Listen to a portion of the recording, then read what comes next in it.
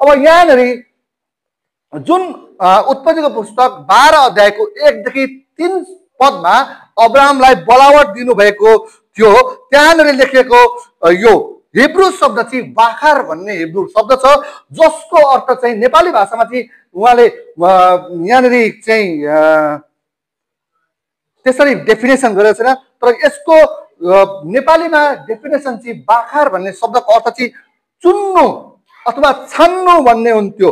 अनि परमेश्वरले अब्राहमलाई के कारणले छान्नु हो भन्दाखेरि हामी हिब्रूको पुस्तक 11 अध्यायको 8 पदमा हेर्यौँ भने अब्राहमको विश्वासको कारणले चाहिँ परमेश्वरले अब्राहमलाई छान्नु भएको थियो।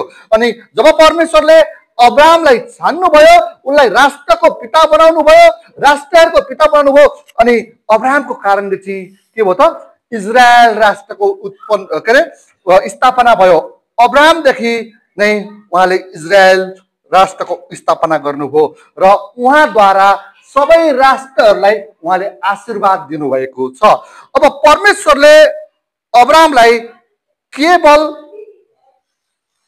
उनलाई आशीर्वाद दिनको लागि मात्र नभएर पर्सनली रूपमा अब्राहमलाई आशीर्वाद दिनको लागि मात्र परमेश्वरले चुन्नु भएको थिएन, तर सबै जातिहरूमा हैन अनि सबै राष्ट्रहरूमा चाहिँ उसलाई आशिषको स्रोत बनाउनको लागि चुन्नु भएको थियो। हामीले दोस्रोमा हेर्यौँ भने परमेश्वरले इजरायल राष्ट्रलाई चुन्नु भएको थियो, जसबाट चाहिँ उहाँले इजरायल जातिलाई खडा गर्नुभयो। हामीले व्यवस्थाको पुस्तक 7 अध्यायको 6 देखि 8 पदमा हेर्यौँ भने त्यसको कुराहरूलाई हामी पाउँदछौँ। र इजरायल राष्ट्रलाई चुन्नु भएको कारण चाहिँ परमेश्वरले चुनेको जाति बनाउनको निम्ति उहाँले चुन्नु भएको थियो। अनि जुन प्रतिज्ञा परमेश्वरले अब्राहमसँग गर्नुभएको थियो त्यो कारणले गर्दाखेरि परमेश्वरले इजरायल राष्ट्रलाई चुन्नु भएको थियो। तँद्वारा म एउटा ठुलो देश स्थापना गर्नेछु र तँद्वारा सबै राष्ट्रहरूले सबै जातिहरूले आशिष पाउनेछन् भनेर जुन प्रतिज्ञा गर्नुभएको थियो त्यसलाई पुरा गर्नका लागि परमेश्वरले इजरायल राष्ट्रलाई चुन्नुभयो। अनि त्यसको फलस्वरूप चाहिँ इजरायल राष्ट्रबाट नै परमेश्वरको वचन चाहिँ फैलिने काम भयो। अनि परमेश्वरको वचन जुन मोसालाई दिइयो व्यवस्था त्यो पनि त्यहाँबाट नै सुरु भएको थियो। परमेश्वरले त्योभन्दा अगाडि उहाँको व्यवस्था अनि वचन दिनुभएको थिएन।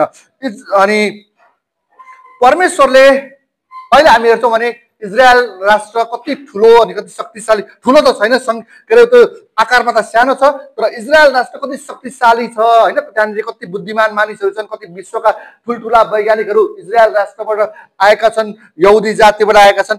तर परमेश्वरले इजरायल जातिलाई उसको शक्तिको कारणले, उसको ज्ञान बुद्धि विवेकको कारणले छान्नु भएको थिएन, तर परमेश्वरको प्रेम र अब्राहमसँग गर्नुभएको प्रतिज्ञाको कारण चाहिँ त्यो देशलाई चुन्नु भएको थियो। अनि अहिले हामी सोच्छौँ भने इजरायल राष्ट्र परमेश्वरले चुन्नु भएको कति त्यो कारणले होइन, परमेश्वरले अब्राहमसँग गर्नुभएको प्रतिज्ञाको कारणले चाहिँ इजरायल देशलाई चुन्नु भएको